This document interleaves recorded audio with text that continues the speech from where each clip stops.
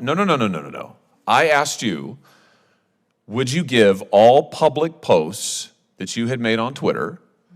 You said no, effectively, and you said that your Twitter posts consisted of mystery novels, events at the White House Historical Association, Pittsburgh sports teams, travels, and my dog. And you just told me now under oath that you stood by that. So now let's talk about your Twitter posts.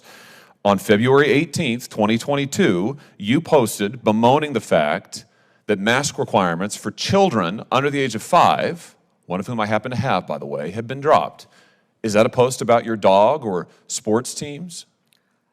My social media is in my personal capacity. Answer Senator. my question, please, because you've testified under oath that you only posted about your dog and sports teams and novels, and you also said you wouldn't give this committee any of your public posts. So, is your post on February 18th, 2022, bemoaning the lifting of mask requirements for children under the age of 5, who I might just ask all of the data has said is extremely harmful to children, these mask requirements? We'll leave that aside for now. Is that a post about your dog or sports teams? What you're about to watch is one of the most uncomfortable and revealing Senate exchanges I've seen in a long time. Senator Josh Hawley didn't raise his voice. He didn't insult anyone.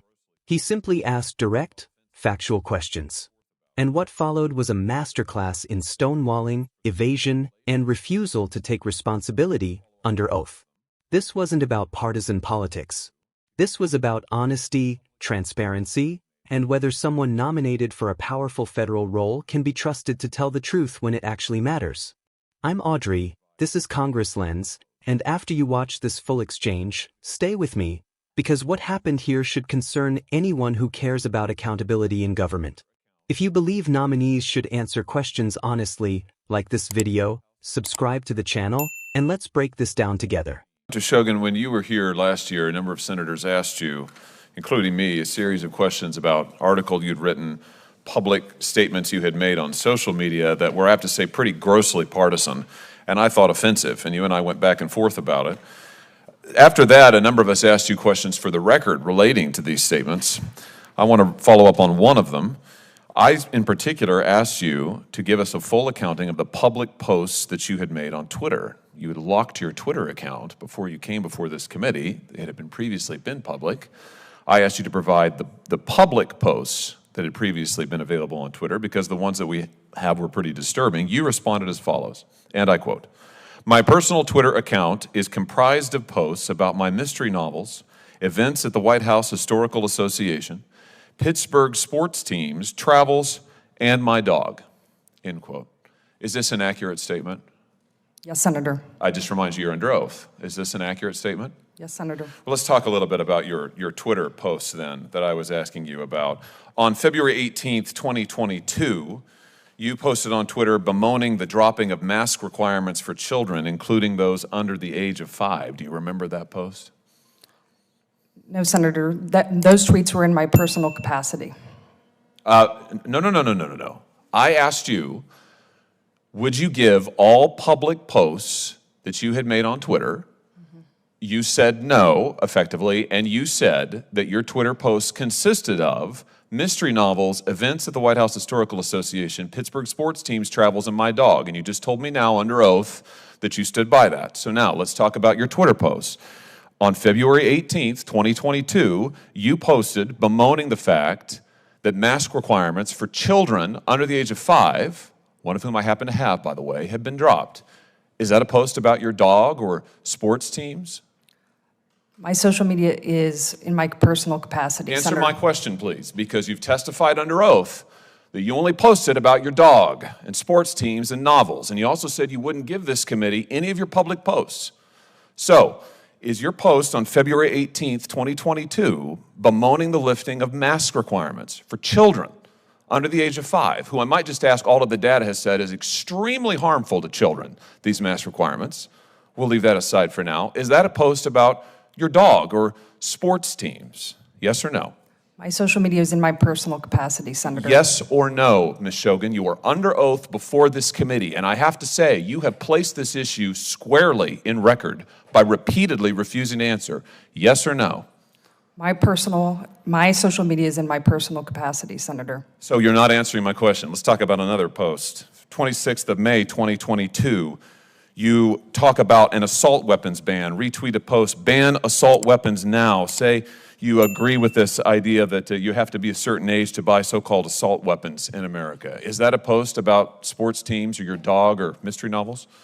My social media is in my personal capacity, Senator. What about the post on January 5th of 2021 in which you say that Ted Cruz ought to stay in his own lane and not worry about what's going on in Pittsburgh? This is a reference, I think, to questions he had about the certification of the last election. Is that a post about your dog or sports teams or mystery novels? My social media is in my personal capacity, Senator. What about the post, you remember December 10th, 2020, where you said that you were hoping that President Trump would have his vetoes overridden, and you agreed with the post that he was a weak policy president? Is that a post about your dog or sports teams or mystery novels? My social media is in my personal capacity. What about your post on January 5th, 2021, in which you speculated that President Trump would pardon himself next, participating in a conversation about the certification of the Electoral College? Is that a post about sports teams or mystery novels or your work at the White House Historical Association? My social media is in my personal capacity, Senator. What about the post? Do you remember this one? I said we seem to be having an incredible case of amnesia, but maybe you remember this one. This is from December 3rd of 2021, in which you advise an individual who goes by Meg on social media that the Library of Congress, you advise this person to complain about religious flags that have been planted on the grounds of the Library of Congress, and you say that they ought to be removed. And you go on to give this person advice about how to complain and have them removed. Do you remember that post? My social media is in my personal Do you remember the capacity. post? My Do you social remember media is the in post? my personal capacity, Senator. I have to say, I have been here for 4 years in the Senate. I have never seen a witness stonewall like this before. Never. And I've seen a lot. This is extraordinary. Do you remember this post? December 3rd, 2021. My social media is in my personal capacity, Senator. I mean, this is unbelievable. And you want to be the archivist of the United States. You lied to us under oath. You lied to us in your QFRs. You just lied to me a second ago under oath, and now you're sitting here stonewalling, not answering questions about public posts that you've made. Are you a lawyer, Ms. Shogan? No, Senator. Are you familiar with the Shirtliff case at the United States Supreme Court? No, Senator, I'm not. Well, in that case, the Supreme Court held that, in fact, it constitutes viewpoint discrimination for a government entity to remove religious flags from its property when it's opened up the property, allow other people to put flags on it. Exactly the question that you were addressing in your public posts on Twitter. You're giving legal advice, which you're not qualified to give, directly contrary to the United States Supreme Court. I just wonder, does this have to do with your view that you wrote about that the religious right is connected to the rise of anti-intellectualism in American politics? Is that why you said what you said about religious flags, that the religious right is a force for anti-intellectualism? Explain that to me. No, Senator. Do you stand by your comment that the religious right is part of the rise of anti-intellectualism in American politics? Senator, that article was written. It was about how Republican presidents use common sense terminology to effectively communicate with Americans. Yeah, in which you said that the religious right, the rise of the religious right is part of the rise of anti-intellectualism in American politics. I just point out that's the article in which you say anti-intellectual, the title is Anti-Intellectualism in the Modern Presidency, Republican Populism. Very nonpartisan. Dr. Shogan, I'm going to ask you again, will you give to this committee your public posts on Twitter? Will you make them available to this My committee? social media is in my personal capacity. Mr. Chairman, I have to tell you, this is the most extraordinary thing I have seen in my brief time in the Senate. I have never seen a witness blatantly lie under oath like Dr. Shogan has just done to this committee, stonewalled this committee, and just repeatedly refused to answer my questions about her own posts that are in public. For these reasons, I will oppose your nomination, and I strongly, strongly urge this committee to take action on this and force this witness to own up to the fact that she is misleading us right now before our eyes, Mr. Chairman. All right, now that you've seen the entire exchange, let's talk about what really happened here. Senator Josh Hawley didn't ambush Dr. Shogan. He didn't twist her words. He used her own sworn testimony and compared it to her own public Twitter posts. That's it. That's the case. Dr. Shogun previously told the committee, under oath, that her Twitter account only included content about mystery novels, sports teams, travel, the White House Historical Association, and her dog. That was her statement. Specific and ambiguous. But Senator Josh Hawley came prepared with receipts. He pointed to posts about masking children under 5, posts advocating for an assault weapons ban, posts attacking Senator Ted Cruz, posts criticizing President Donald Trump, posts speculating about self-pardons and election certification, posts advising someone on how to remove religious flags from government property. These are not neutral lifestyle posts. These are political, ideological, and policy-driven statements. And here's where this exchange becomes extraordinary. Instead of correcting the record, instead of clarifying or owning her past statements, instead of saying, "Yes, I made those posts and I should have disclosed them," Dr. Shogun repeated the same line over and over again. "My social media is in my personal capacity." That is not an answer. Senator Josh Hawley asked yes or no questions. Is this a post about your dog? Is this a post about sports teams? Is this a post about mystery novels? And Dr. Shogun refused, again and again, to answer. That's not confusion. That's avoidance.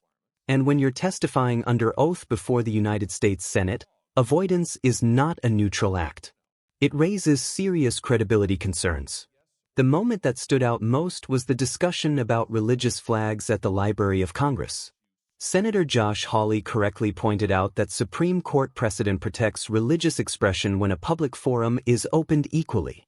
Yet Dr. Shogun publicly advised someone on how to complain and have religious flags removed, while not being a lawyer and without acknowledging settled law. That's not just partisan. That's reckless. And then comes the broader issue, ideology. Senator Josh Hawley referenced Dr. Shogun's academic writing, where she connected the religious right to anti-intellectualism in American politics. That context matters. Because when someone with those views is nominated for a role meant to preserve national history impartially, the Senate has every right, every obligation, to ask tough questions. What we saw wasn't bullying. What we saw wasn't grandstanding. What we saw was oversight. Senator Josh Hawley did exactly what senators are supposed to do: test credibility, challenge inconsistencies, and demand truthful answers. When Hawley said, "This is the most extraordinary thing I have ever seen," it wasn't exaggeration. A witness repeatedly refusing to answer basic questions about public statements, while under oath, is not normal. Whether you agree with Senator Josh Hawley politically or not, the standard here should be simple: tell the truth, answer the question, and respect the process. If nominees can't do that, they shouldn't be confirmed. That's my take. Let me know in the comments. Do you think this was accountability or evasion? And if you want more unfiltered breakdowns of congressional moments like this, you're watching Congress Lens.